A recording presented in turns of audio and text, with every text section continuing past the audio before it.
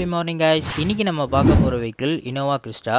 Innova கிறிஸ்டாவில் இன்னைக்கு நம்ம பண்ண போகிற ஒர்க் பீரியாடிக்கல் மெயின்டெனன்ஸ்.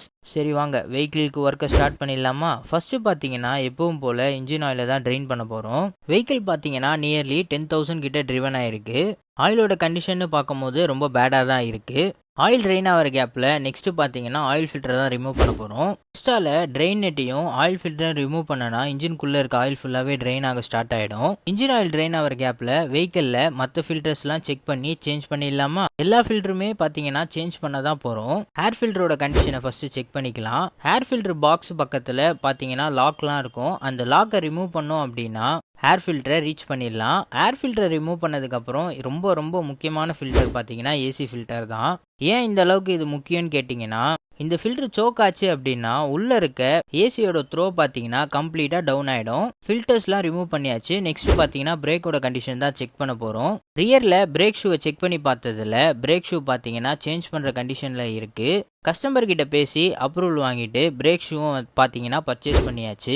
இந்த வண்டியோட பிரேக் ஷூவோட காஸ்ட் பார்த்தீங்கன்னா 5,800 கிட்ட வருது. நார்மல் மேக் பார்த்தீங்கன்னா 2,000 தான் வருது. அதே நீங்கள் பர்ச்சேஸ் பண்ணிருக்கலாமேன்னு கேட்கலாம். பட் இந்த வண்டி பார்த்தீங்கன்னா மந்த்லி ஒரு 10,000 கிட்ட ட்ரிவன் ஆகிறதுனால வெஹிக்கிளுக்கு பார்த்தீங்கன்னா ஓய் தான் பர்ச்சேஸ் பண்ணியிருக்கோம்.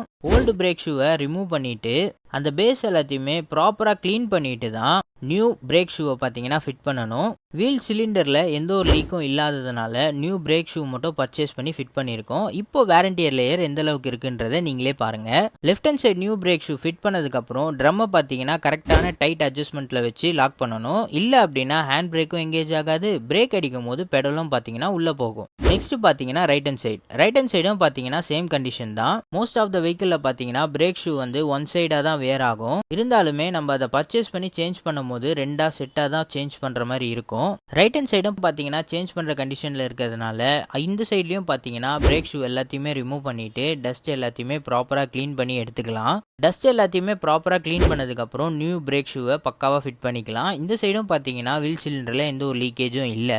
ரியரில் ஒர்க்கை ஃபினிஷ் பண்ணிவிட்டு சேம் அதே ப்ரொசீஜர் ஃப்ரண்ட்டில் பார்த்தீங்கன்னா நம்ம ரீசெண்ட் டைம்ஸில் தான் சேஞ்ச் பண்ணியிருக்கோம். அதனால் க்ளீன் பண்ணி ஃபிட் பண்ணியாச்சு. பிரேக்கோட ஒர்க்கை ஃபினிஷ் பண்ணிவிட்டு ஆயில் ட்ரெயின் ஆயிருக்கான்னு செக் பண்ணி பார்த்ததில் ஆயில் பக்காவாக சூப்பராக ட்ரெயின் ஆயிருந்ததுனால ட்ரெயின் நெட்டை போட்டு லாக் பண்ணியாச்சு.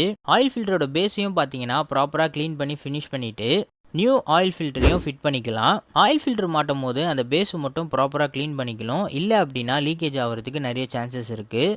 ஆயில் ஃபில்டரை சேஞ்ச் பண்ண கையோட நெக்ஸ்ட் பார்த்தோன்னா ஏசி ஃபில்டர். ஓல்டு ஒனுக்கும் நியூ ஒனுக்கும் உள்ள டிஃப்ரென்ஸ் உங்களுக்கு பார்க்கும் போதே தெரிஞ்சிருக்கும். இதில் இருக்கிற லேயர் பார்த்தீங்கன்னா பியூராக இருக்கும். அதில் பார்த்தீங்கன்னா டோட்டலாக கம்ப்ளீட்டாக பிளாக் ஆகிருக்கும்.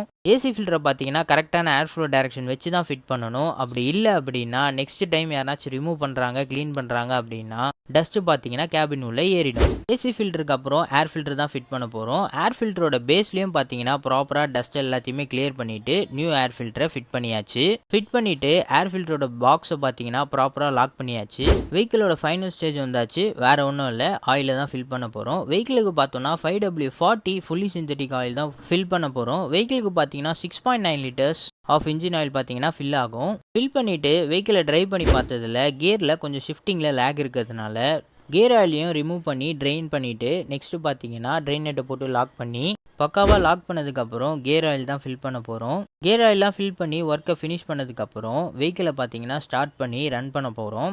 ஹைடில் ரன் பண்ணி பார்த்ததில்ல வெஹிக்கிள் சூப்பராகவே இருந்தது. அப்புறம் என்ன வெஹிக்கிளை எப்பவும் போல் டெஸ்ட் ட்ரைவ் பண்ணிவிட்டு கஸ்டமருக்கு ஹாப்பியாகவும் சூப்பராகவும் டெலிவரி பண்ணியாச்சு. இந்த மாதிரி வெஹிக்கிள் ரிலேட்டட் வீடியோஸ் பார்க்குறதுக்கு மறக்காமல் நம்ம சேனலை சப்ஸ்கிரைப் பண்ணிக்கோங்க. அது கூடவே இந்த வீடியோக்கு ஒரு லைக்கை கொடுத்துட்டு கிறிஸ்டா வச்சிருக்க நண்பர்களுக்கு மறக்காமல் இந்த வீடியோவை ஷேர் பண்ணிவிடுங்க. தேங்க்யூ.